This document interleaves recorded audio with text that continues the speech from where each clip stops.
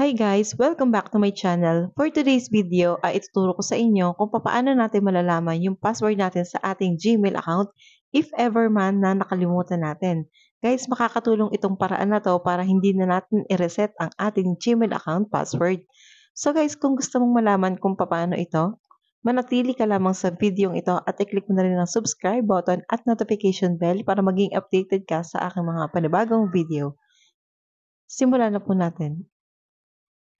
Una mong gawin guys, pumunta ka lamang sa settings ng iyong cellphone.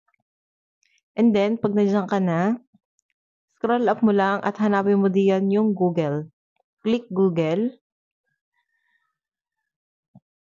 And then guys, i-click mo lang tong manage your Google account. Tapos dito guys, itong sa kahiliran ng phone, personal info, data and privacy. Ayan. Itong security, i-click mo lang yan.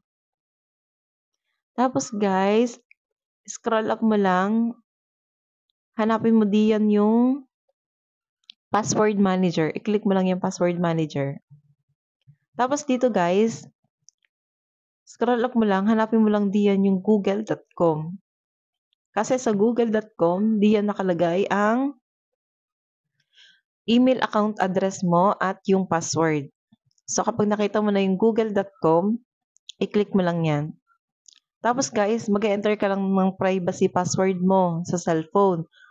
Screen password. Pwedeng fingerprint or code. So kapag nailagay mo na, makikita mo na diyan yung email account address mo. So guys, paano natin malalaman yung password? So guys, ito lang ang i-click mo. Itong icon na to, i-click mo lang yan. Makikita mo na diyan yung eksaktong password mo sa iyong email account. So guys, hindi mo na siya kailangang palitan, no? Kasi makikita mo na naman yung password mo. So magagamit mo na ulit yung email account mo.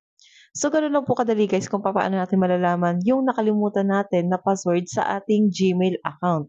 So ganoon lang po kadali guys, no? Sana po makatulong ang video ito. Thank you for watching. Please like, comment, and share this video. And don't forget to subscribe and click notification bell para maging updated ka sa aking mga panibagong video. Thank you for watching. God bless.